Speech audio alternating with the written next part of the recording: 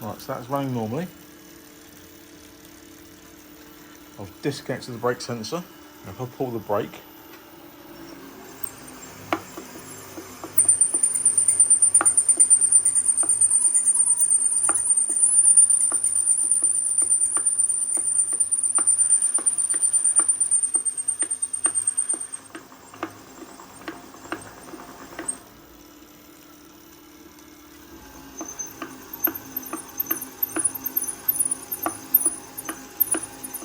and that's not coming from there, it's coming from there.